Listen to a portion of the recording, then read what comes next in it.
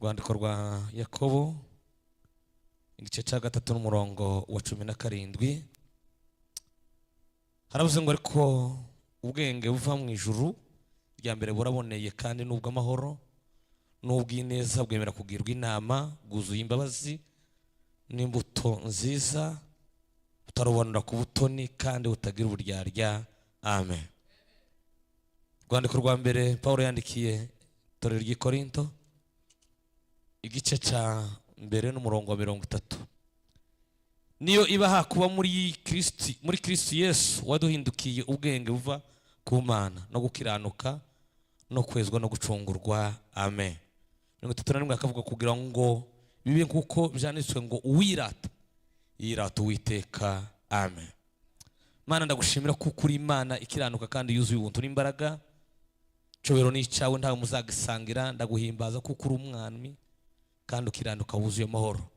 Bugoroba none babazi n'ubuntu bwawe zimbeho mwami Yesu kugira ngo natwe tugiranuke. Bwoko bwawe bwicaye imbere kugira ngo bwakire ijambo ryawe. Uko w'Imana nashoboze kandi nabojeze kuzakira. Zose bikorerwe kugira ngo icubahiro kigarukire wewe Mana. None bibi bidashira mu izina rya Yesu Nazareti. Amen. Bwana Yesu asifiwe. Tusomye amagambo y'Imana Yakobo yanditse. Yakobo Bibiliya yusomye inshingisho n'amateka Bibiliya yose ivuga ko habamwe ba Yakobo 5. Uhere mu itangiriro kugeza mu zahishuwe habamwe ba Yakobo 5. Yakobo wa mbere ni Yakobo wa Aburahamu nako wa Rebeka na Isaka. Niwe wa mbere wavukanaga na Esawu. Yakobo wa kabiri Bibiliya ivuga mu isezerano rya kera havuga umwe, mu isezerano risha havuga ngo 4. Isezerano rya mbere mu isezerano risha uvuga wa mbere ni Yakobo wa Zebedayo na Salomo. Bari umuhungu wa Zebedayo na Salomo. Kandi abo ngabo bari abana babiri bavukanaga bari intumwa za Yesu. Rimwe na rimwe igihe kimwe Yesu yigeze kubitara bita ngo n'abana b'inkuba kubera ko bagiraga umujinya mwinshi. Abo niwe Yakobo wa kabiri. Yakobo wa gatatu ni Yakobo mwene Arufayo na Mariyamu. Ise yitwaga Arufayo, Mariyamu akaba wa kabiri. Yakobo wa gatatu Bibiliya ivuga ni Yakobo mwene wari se wa Yuda wa kane. Niwe naringeze kuwa kane. Haleluya. Hanyuma wa gatanu wa nyuma niwe uyu yari umuvandimwe wa Yesu yavukanaga na Yuda. Amen. Uyu ngo Yesu agihari ntabwo bamwemeraga kubera ko yari umuvandimwe wabo. Ariko Yesu amaze gupfa akazuka baramwakira nabo baramwemera. Uyu niwe wanditse uru rwandiko. Niyo mpamvu vuga amagambo. Niwe wanditse uru rwandiko dusomye amagambo. Uru rwandiko rugizwe n'ibice bigera kuri 5, rukagirwa n'amagambo n'imirongo 108, rukagirwa n'amagambo ageze ku 293. Ijambo rikuru umurongo mukuru warwo uru rwandiko uri mu gice cya mbere umurongo wa 22. Irama ngo ntimugapfe kumva iziri jambo gusa ngo mudakora ibizaryo. Ngo kuko mwambwira gutuma mwishuka mu mitima. Haleluya. Kandi ni nkaho yarazabona kino gihe yazayendikira bene wabo bari baragiye batatanye, arabandikira ngo umurongo mukorabwa ngo rero bababwira ngo ntimugapfe kumvira iryiri jambo gusa mudakora ibizaryo kuko ngo muba mwishuka. N'ubu turimo kwinjira ibiterane nari mukibaza ngo ese ibiterane za buri munsi bidasiba tugenda dukora mu gitondo niki byaduhinduye. Mugiye utekereza ukareba abantu bakomeje kuba indyarya mu itorero. Abantu bakomeje gukora ibishoboka byose ibikorwa hanze muri rinzi Emmaus ngira ngo bari Emmaus nimba ari sinzi niba bari aba ministeri ari baravuga ngo iravuga ngo kera byakorwa kera ngo nubu yuza niyo zabirimbye nubu birakorwa. Haleluya. Ikibabaje nuko bikorwa iki mu rusenge. Hari umwanditsi wavye aravuga ngo isi yavuye hanze iza mu itorero. Kandi nigeze kumva Desire byigisha aravuga ngo isi kirica abantu ikabishira kandi baravuye mu isi. Ukuvuga ngo ibyakorwa kera nubu birakorwa. Arabandikira murambwira ngo timugapfe kumva iri jambo mudakora ibizaryo ahubwo ngo mwamwishuka. Haleluya. Bwana Yesu asifiwe sana. Iteme umurongo w'iki gitsina ko umurongo mukuru nuwo nguwo, ariko teme cyangwa insitego y'uru rwandiko yarimo avuga hejuru wo kwizera, ariko kwizera gufite imirimo. Haleluya. Kwizera gufite iki? Imirimo. Bwana Yesu asifiwe. Kwizera gufite imirimo, kuko yaravuze ngo kwizera kudafite imirimo kuba kugize gute? Kuba gupfuye. Tugitekereza rero bakimbwira amagambo, natekereje ko tuzagana hejuru y'ubwenge. None umugoroba reka tuvuge inkomoko. Ese ubwenge tuvuga buva mu ijuru?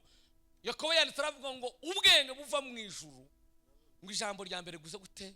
Buraboneye. Haleluya. Bwana Yesu asifiwe. Ngo bwemera kugirwa iki? Inama.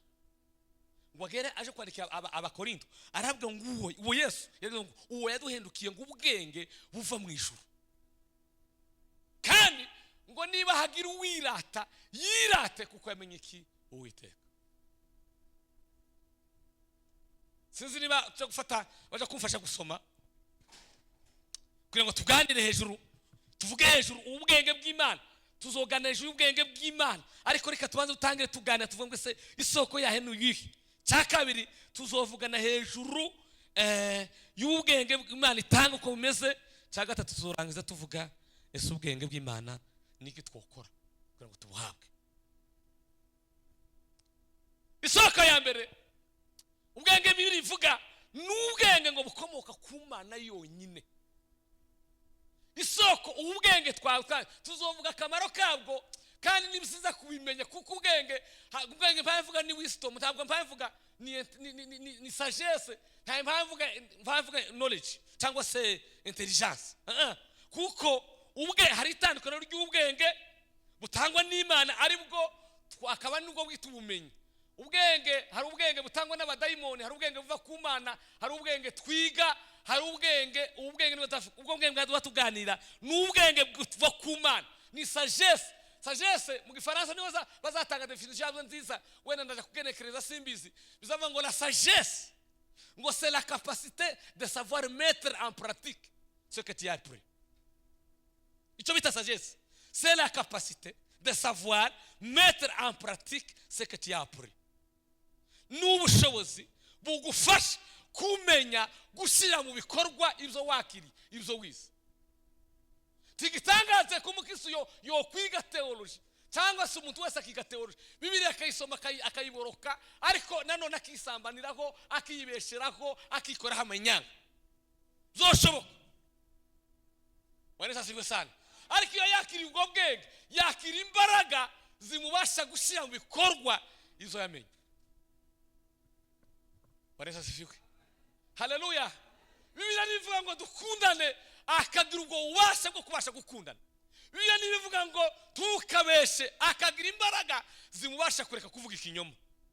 Bibiliya nivuga ngo mubane n'abantu bose amahoro, akagira imbaraga zimubasha kubana n'abantu bose amahoro. C'est la capacité de savoir mettre en pratique ce que tu as appris. Abantu bafite amakuru, abayumba bafite amakuru, abagabo n'abagore bafite amakuru. Hari cyo bita ngo ni knowledge na understanding na wisdom. Knowledge ni ukugira ubumenyi. Cya kabiri ni ugusobanukirwa, understanding. Watera intambwe ya gatatu bakabura icyo bita ngo ni wisdom, ukagira ubwenge bwo kubasha kumenya gushira bikora. Abantu bafite amakuru y'ijuru, abantu bafite amakuru ya Bibiliya, barayisomye baraminuje, ariko babuze imbaraga zo kubasha gushira bikorwa ibyo bize. Amen. Duhabwe n'ishwahiro. Haleluya. Haleluya. Bwana Yesu asifiwe. Bazi Matayo, bazi Luka, bazi Isezerano rya kera, barabimize mu mutwe, barabizi, azabisita nka recitation, ariko imbaraga zo kubasha gushira bikorwa ntazagira, ntabwo ngafite. Imana itobore. Haleluya. Haleluya. Ariko nihe dukomora izo mbaraga? Ubwo bwenge dubukomora he? Ijambo rya mbere dubukomora ku Mana ubwayo yonyine. Arabonye mikrofone aje kumfasha gusoma. uzi gusoma neza papa, somera neza Imigani 2:6. Igitabo cy'Imigani igice cya 2:6. Isoko ya mbere tuyikomora ubwenge bwo gushyira mu bikorwa ibyo Imana yatubwiye, ibyo twasomye. Soma Imigani 2:5. Dusome mu izina rya Yesu. Yego. Uwiteka niwe utanga ubwenge. Uwiteka niwe utanga ubwenge. Mu kanwa ke havamo kumenya no kujijuka. Amen. Havamo kumenya no kujijuka. Uwiteka niwe uzutanga ubwenge, mu kanwa kiwe havamo kumenya no kujijuka. Haleluya. Bwana Yesu asifiwe. Muri kino gihe amatora y'imperuka mu kiyumba n'ahandi hose dukeneye ubwenge butangwa n'Imana, kuko ubwo bwenge ngo buza butanga kumenya, ngo bugatanga no kujijuka. Yobu yarabivuze aravuga ngo dore Uwiteka Imana ibwira umuntu ati dore kubaha Uwiteka nibwo shingiro ry'ubwenge, kandi kuva mu byaha niko kujijuka. Haleluya. Atukuze mu mwamira. Ayimida Yesu Kristo. Haleluya. Timugafe kumva iryo jambo mudakora ibisaryo. Isoko ya mbere tibikomora ko twagiye kwiga ubwenge bw'Imana butubashisha gushyira mu bikorwa ibyo twamenye tukabyumva n'ubwenge bukomoka ku Mana. Salomo arandika aravuga ngo ubwenge butangwa n'Imana, kandi kumenya no kujijuka n'ibitanga. Amen. Haleluya. Haleluya. Bwana Yesu asifiwe sana. Atukuze Mungu wa milele. Wakristo wanahesabu miaka, bali mwenendo wao haukamilike. Usipoteze bure uokovu wako, chunguza moyo wako, Bwana anaita. Usipoteze bure uokovu wako, chunguza moyo wako.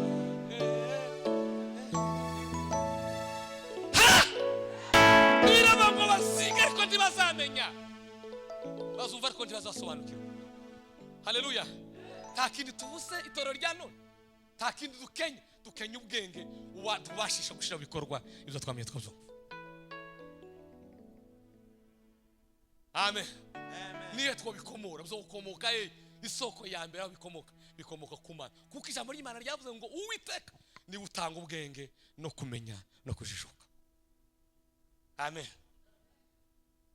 Yeremiya ndacyari ku murongo igice cy'Icyenda umurongo 23 kugeza ku 24. Ubwanuzi bwa Yeremiya igice cy'Icyenda umurongo 23 kugeza ku 24. Yeremiya igice cy'Icyenda umurongo 20 kugeza ku 23. 23 24. Ahubwo uwirata ibi, ariko uwirata ibi, yego, ahubwo uwirata yirate ibi yuko, uwirata yirate ibi yuko asobanukiwe akamenya yuko ari nje Uwiteka ugirira imbabazi. Asobanukiwe akamenya ibi ko nje Uwiteka, nije Uwiteka ugira imbabazi no kutabera no gukiranuka mwisi, kuko ibyo ari byo nishimira, niko Uwiteka avuga. Amen. Amen. Ahimbazwe Yesu. Amen. Ahimbazwe Yesu. Haleluya. Haleluya. Amen. Tangara ndatangaye kabisa. Kibaje ni kingiki. Kibaje ni kingi. Amen. Haleluya.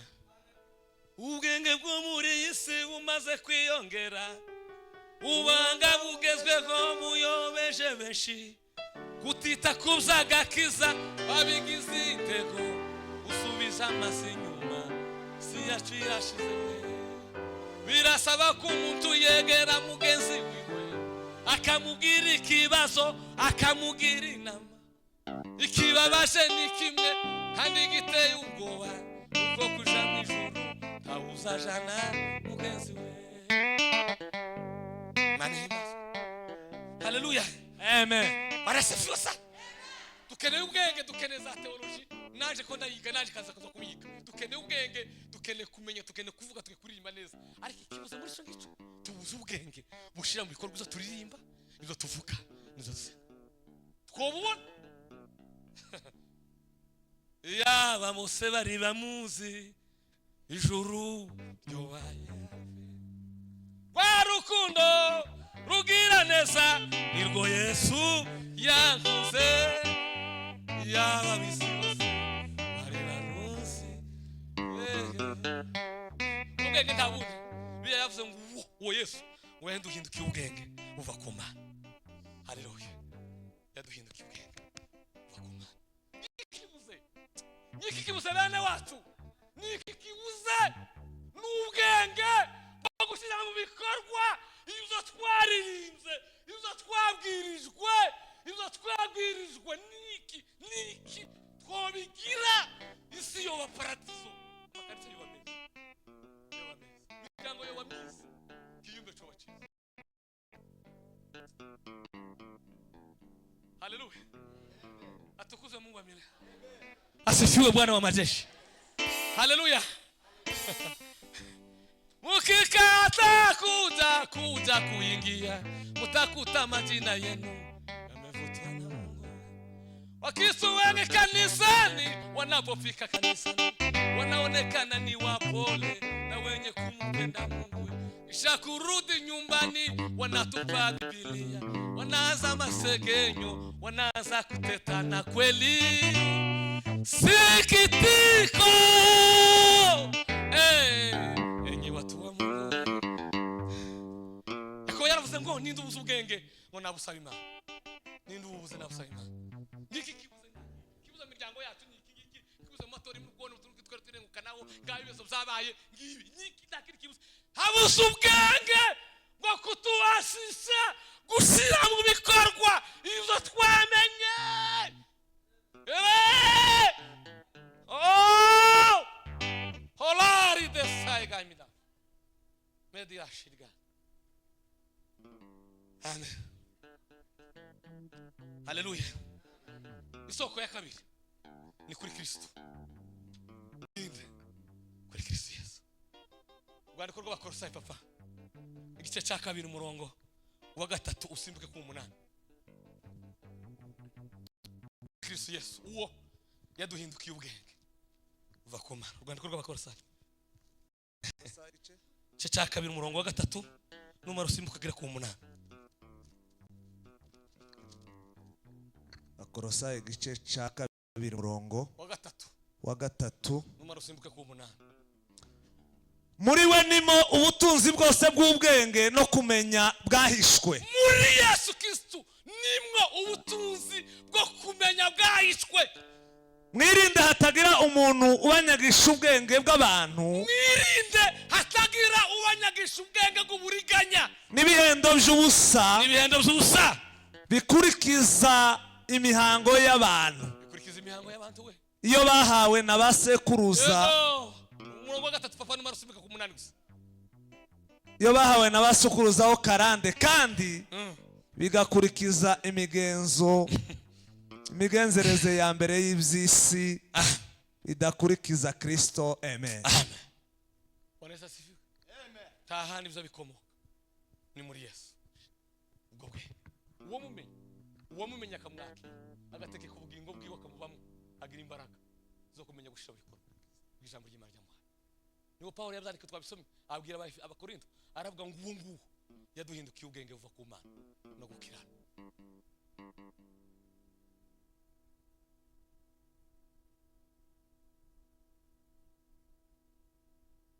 Twakigira ijuru ryobaha.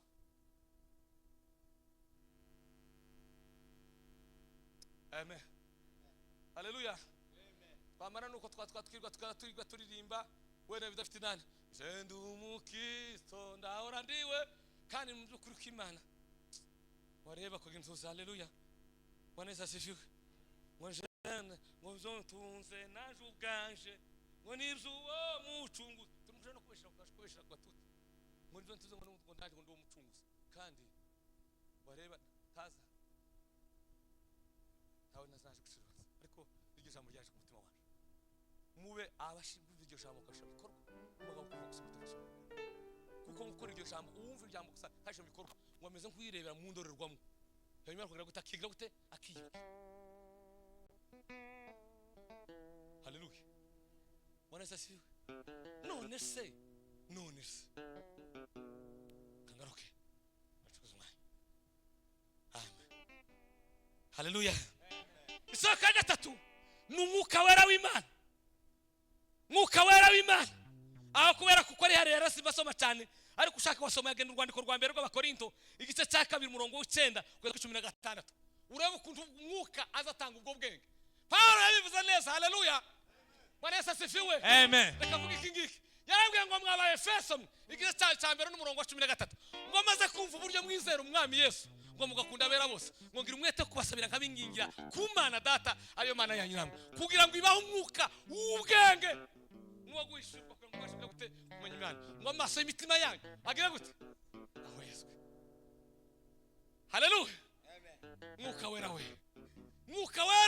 mwuka wera narasomyesha bundi ambwira amagambo menshi kugira ngo umwuka wera abe mu muntu asaba ibintu byinshi ariko reka mvuge bibiri gusa ijambo rya mbere ngo akunda isuku akunda iki isuku inuma injiwa ntimuza muyibona ukuntu imeze iyo bayija kuyorora asagira akantu k'ikarabiro akunda isuku kunda kugira ngo yoka bivuga ngo umukristo kugira ngo umwuka wera mubemo agona guhora umutima wa wese muwabera kuko yabahamagaye nayo ari iki ariye jambo rya kabiri igira ko yakaba mu kwakitwa ngo nakayonga iyo wagaciye akayonga kagashikura aho wagashikuriye habe niyo ijani burayi izigaruka ahandi washikura akayonga bivuga ngo umukristo wageze ku musaraba ntazavayo ntazavayo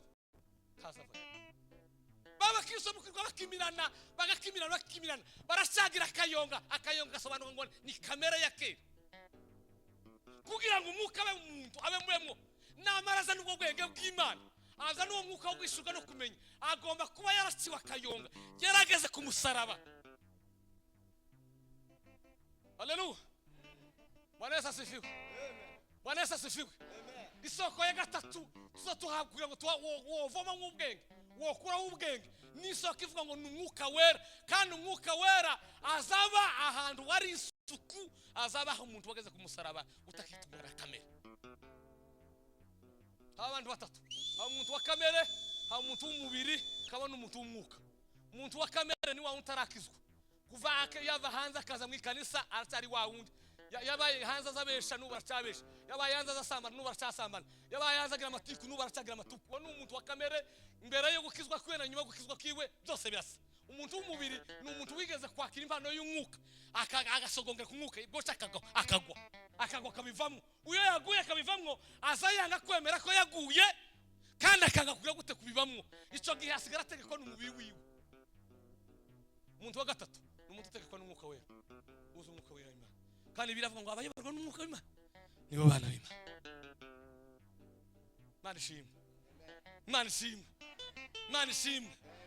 Mana ishimwe amen haleluya amen ndabasabira n'Imana y'umwami wacu Yesu Kristo ibaho umwuka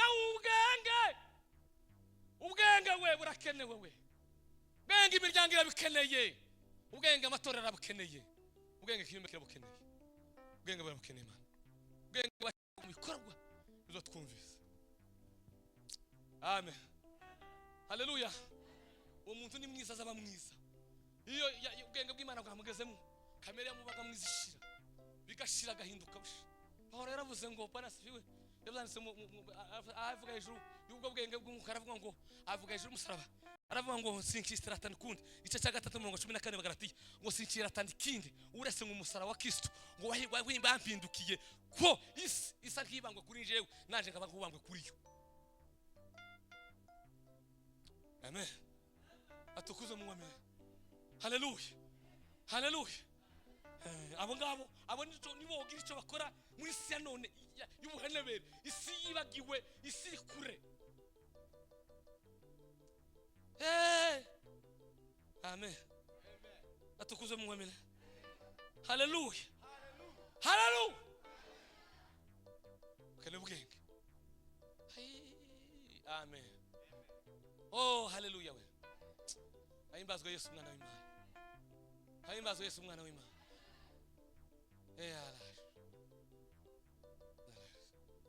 Yaba bisi bari baruzi ijuru ryobaye abe. Yaba bisi bari baruzi ijuru ryobaye abe. Tukarebwe kw'Imana. Tubasha gushira mu bikorwa amagambo twumvise. Ndimo twumvise. Ndatangaye tangaye na bene wacu we. Tangaza ndatangaye. Oh Kristo banone barantangaje. Bizana rajyanye ubuvuba cyane. Manyinga bintu ntarashira. Mbona ko umuntu anjana aranjana arambwira ngo nizo tugenda. Ambwira umuhana umwe wa hano abana wabamwe wenda tuvuga hano ariko ruguru arajana mbona ko tugamugana ariko kaza natangajwe nuko uwo muhanda muzi kuko utuye ahantu harengeye ariko nabo bonyura mu kibaya. Aramwongeye n'ubushikemwe iyo nashikemwe ngitangira basanga imihanda zovu nyinshi cyane inzitane z'imihanda zovu. Wazunjana ndambwira tse kujanye mu inzitane y'imihanda vuba imihanda zovu biragenda gute ndinjira gute. Aramwe ati ngahegerageze winjira. Ndagerageza biranga namwe ati tambanca naboro sinamba n'ikirato nanama kintu boti sinarifite yo kunyiza ari igerageza winjire muri inzitane birananirana.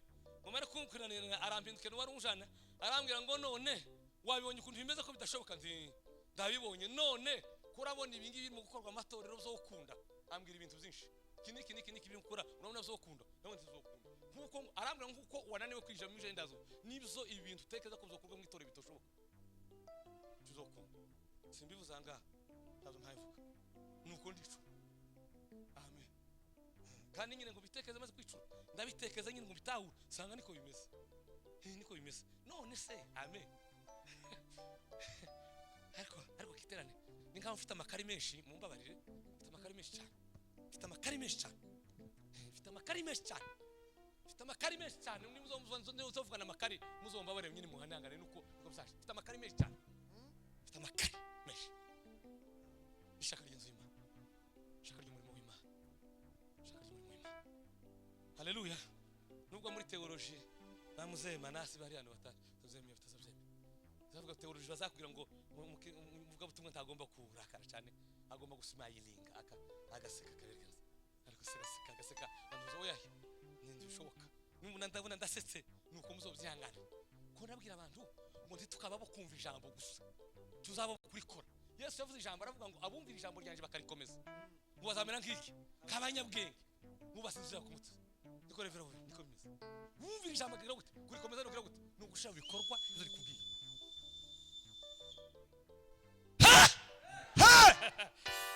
Haleluya amen Bwana sifiwe atukuzwe haleluya. Satani n'umwanzi wawe yaguhinyuje iby'ijuru akubwira inyoma nawe uramwemerera we yashatse ko winezeza y'umunsi amaherezo yoho n'ukurimbukana nabyo. None se amen muyumbu uzurara asirimba akarara senga umupasiteri wasengewe akamara kuri umupastorale yamara kazayambara umusaraba agatwara umusaraba hano none umucuruzi w'amakara bomuha n'amafu bovuga ngo niki umucuruzi w'amakara bomubonaho amafu tuvuga ko yerengereye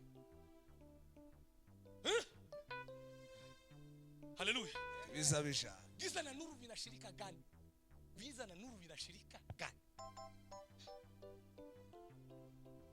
amen haleluya haleluya amen Bwana Yesu asifiwe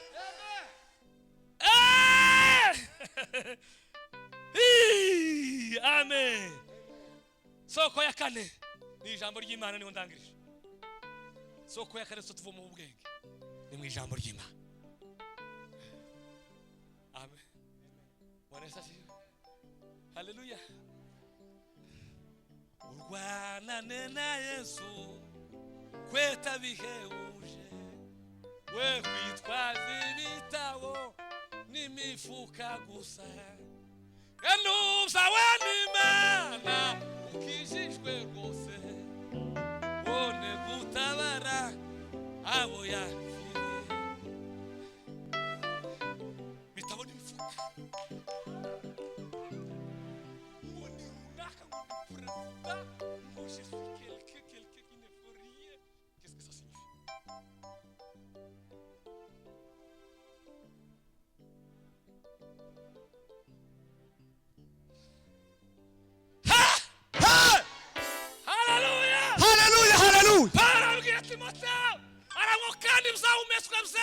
Imana bigira umumaro wo kwigisha umuntu kumwemeza ibyaha byiwe bikamuhanira gukiranuka, kugira ngo umuntu w'Imana abashitse rwose afite ibibukwiriye kugira ngo abashe gukora imirimo myiza yose.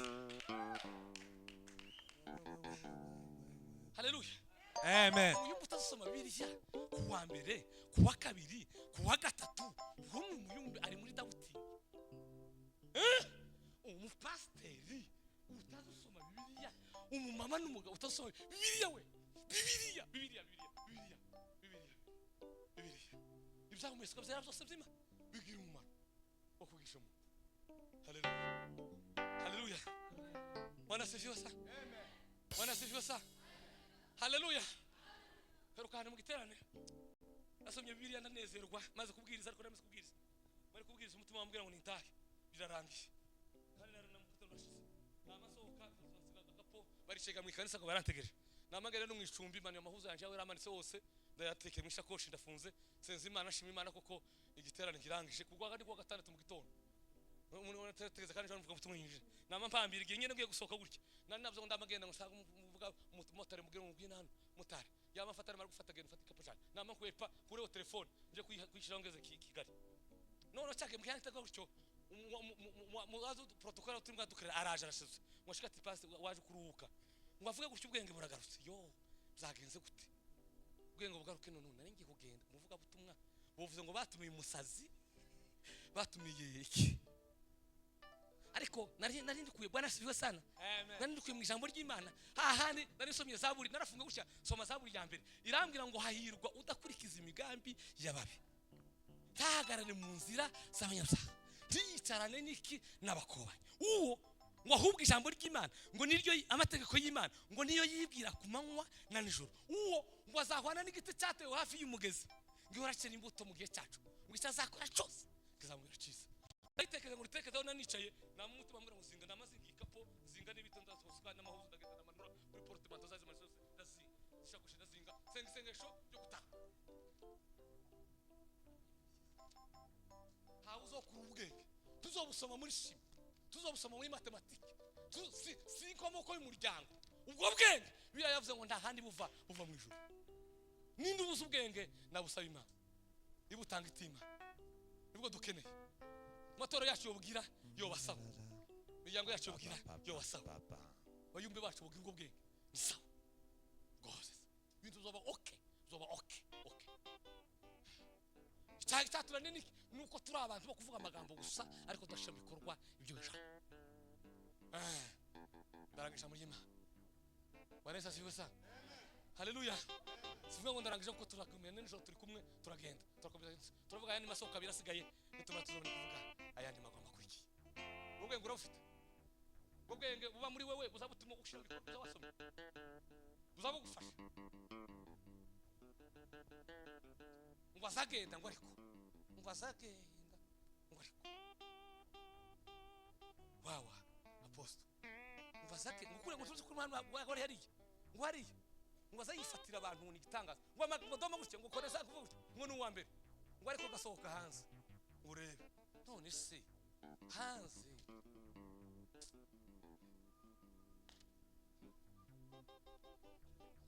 baga turi bakera karakora saragate mwene data baza bakera tukiri bakora sikindi ko baruguru ngo kigeo bingu ya nani utaingia, bingu ya nani utaingia. Haleluya. Bwana Yesu asifiwe. Haleluya. Amen. amina ba ba ba ba haleluya Bwana Yesu asifiwe ba ba ba ba ba atukuzwe Mungu wa milele haleluya ariko ngo ubwenge buva mu ijuru yari yatagira avuga ngo avuga ubwenge bw'abantu ngo ariko aje kugira ngo ubwenge butangwa n'Imana urabona ngo amahoro hari umuhanga wavuze w'umunyabwenge yaravuze ngo nta utoba mwiza keretse gusutemera kugirwa inama nta utoba mwiza keretse kudagura